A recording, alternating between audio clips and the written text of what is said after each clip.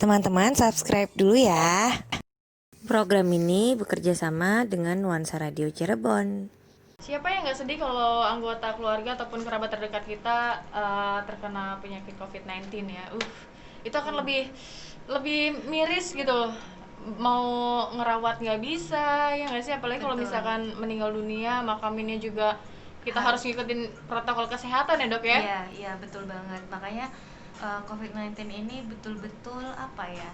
Jadi pukulan buat kita semua sih ya. Betul. Karena yang tadinya kita kemana-mana bisa cipika-cipiki, terus deket-deketan gitu ya. Sekarang benar-benar harus dibatasi jarak. Bahkan Betul. kalau tempat-tempat makan yang benar sih harusnya ada akriliknya tuh, ada apa sih pembatasnya ya. Gitu. Jadi memang apa ya, betul-betul mengubah gaya hidup kita. Betul. Apalagi kalau kayak di tempat-tempat benar-benar keramaian, jangan kan cuma mall ataupun tempat umum dok. Iya. Kemarin itu sempet mau bikin SIM, akhirnya di kantor polisi itu juga sampai benar-benar harus mengutamakan protokol kesehatan, social distancing juga betul. Jadi memang semuanya itu menjalani ada jaraknya betul. gitu ya. Masalahnya tuh di Indonesia tuh Kak, misalnya kita antre nih, ada jarak semeter lah sama orang depannya, disalip gitu kan. Iya betul. Gimana? Tempat duduk udah dibatasin, dia robek, dia dudukin ya. Itu dia Kak, kalau di Permata itu kan kursi itu dikasih tanda silang gitu betul. Ya itu didudukin tuh tanda silangnya, nggak ngerti lagi. Betul. Itu kalau bangkunya dilepas, akhirnya pangkuan dia. Nah itu dia. Nah itu Kak, kadang yang lucu lagi tuh karena ada orang yang ngerti, oh itu tanda silang nggak boleh didudukin. Ya udah deh, aku dipangku sama suamiku aja. Lah malah nggak physical distancing. Terus tetap mengingatkan nuansa muda ya untuk melakukan social distancing. Kamu harus bawa masker kemana-mana, bawa hand sanitizer kemana-mana, cuci tangan kemana-mana, dan jangan lupa kamu juga jaga jarak. Soal vaksin, ketika memang sekarang vaksin di Indonesia udah hampir masuk, udah hampir diuji coba juga oleh pemerintah Indonesia. Betul. Dan ada nggak sih kalau kriteria gue mau jadi relawan nih, persyaratannya apa ya?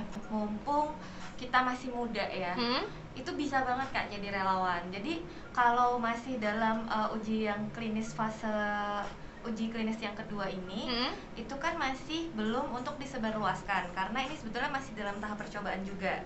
Hanya untuk sekelompok orang yang agak banyakan lah, ratusan atau ribuan. Nah kalau di Indonesia itu kalau nggak salah mau mengambil sampel itu 1.600 orang. Nah karena ini sampel dan harus orang sehat, ya diutamakan orang-orang yang memang masih usia reproduksi lah, usia produktif gitu ya. Mungkin dimulai dari sekitar 18 tahun 18 ya dok? tahun sampai ya 40 sampai 50 tahun lah. Kemudian jangan ada penyakit penyerta. Dalam artian tidak jantung ada mungkin ya, itu nggak boleh ya. Ada jantung, kencing manis, darah tinggi, kemudian apalagi ya, terus kalau bisa emang tubuhnya proporsional, bukan obesitas gitu. Kenapa? Karena orang obesitas meskipun dia nggak ada penyakit penyerta, tapi dia itu udah penyakit juga tuh si obesitas, karena sel-selnya dia tuh sebetulnya meradang Kak, bengkak gitu. Bengkak dan meradang karena tubuhnya itu harus membakar lemak-lemak yang berlebihnya itu gitu. Makanya obesitas tuh sebetulnya juga pasti akan disingkirkan dari kriteria itu. Jadi tapi sebetulnya nggak apa-apa, karena kalau kita mau daftar kan nanti masih diseleksi lagi tuh sama pemerintah.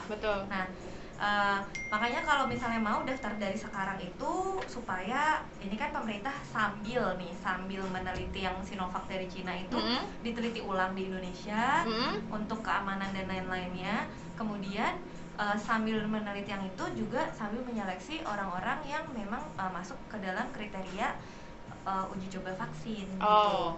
Nanti kalau misalnya vaksinnya sudah lolos di uji klinis fase yang kedua ini, akan naik ke fase ketiga di mana itu akan sebetulnya sudah dianggap sebagai vaksin yang betul gitu.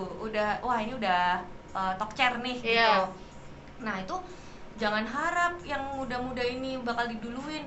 Justru nanti akan mendulukan yang lansia, kemudian yang anak-anak yang berisiko tinggi lah, yang imunnya itu mungkin lebih rentan gitu. Kemudian akan mengutamakan yang punya penyakit penyerta, terus orang-orang yang terpaksa tinggal di tempat yang padat seperti misalnya lansia di panti jompo. Kemudian para narapidana di penjara, itu kan suatu tempat yang crowded gitu. Itu akan diutamakan, Kak. Itu saya ambil sumbernya dari CDC ya tadi. Vaksin ini kan adalah virus yang dilemahkan gitu. Jadi harapannya adalah memicu imun kita supaya bisa nonjol virusnya yang nanti masuk beneran tuh dibunuh beneran gitu sama tubuh kita dengan lebih baik respon imunnya gitu. Dan pendapat dokter Penny sendiri gimana sih dengan kayak sambil nunggu vaksin ya ternyata kalau pakai ini bisa apa namanya? Ini tuh apa, Kak? Obat herbal gitu. Iya, semacam obat herbal atau mungkin dia obat yang gak diminum. Kemarin emang banyak banget tuh, Kak, kayak saya menemukan obat COVID kayak gitu kan oleh Ibu Sopo Lasri Ningsih siapa gitu yang nggak jelas itu atau profesor siapa yang profesornya tuh dari mana gitu. Di searching tuh nggak ada dia sekolahnya di mana gitu. Mungkin ini satu pembelajaran untuk masyarakat Indonesia kalau segala sesuatu yang memang akan disebarluaskan itu memang harus terlegalisasi ya. Betul, Dok, ya? harus terlegalisasi oleh institusi yang memang betul-betul bertanggung jawab ada gitu. Dalam hal ini kalau misalnya dalam bidang obat ya harus misalnya seorang profesor, ya profesornya di bidang kesehatan, jangan profesornya di bidang hukum suruh nyari obat gitu. Jadi harus yang nyambung gitu. Dan apa ya, orang Indonesia tuh mudah banget diiming-imingi sama hal yang berbau misalnya ini orang pinter atau orang apa, saya nemu obat herbal ternyata daun kayu putih itu bisa menyembuhkan COVID. Ya ampun, ini mau nemuin vaksin aja tuh lama banget gitu. Tadi uji cobanya uji klinisnya aja sampai fase 1, fase 2, fase 3 gitu. Lah ini tiba-tiba dia metik daun terus langsung bilang wah ini bisa nyembuhin COVID. Kan nggak gitu, Kak. Betul.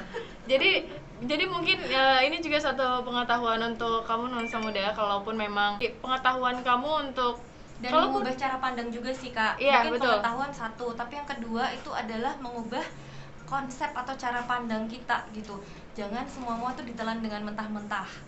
Kalau kata agama Islam sih ikro ya, ikro bacalah. Jadi betul-betul memang semuanya itu harus dibaca, digali. Apalagi sekarang apa-apa dikit-dikit gampang, tinggal Google gitu kan.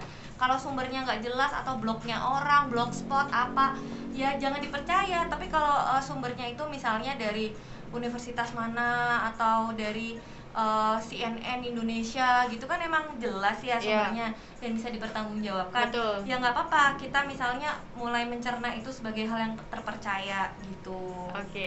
Jadi memang kalau vaksin sudah ditemukan pun jangan sampai berpikiran kenapa sih yang didahulukan dulu, kenapa sih harus didahulukan ini dulu, tapi itu penjelasan dulu gitu.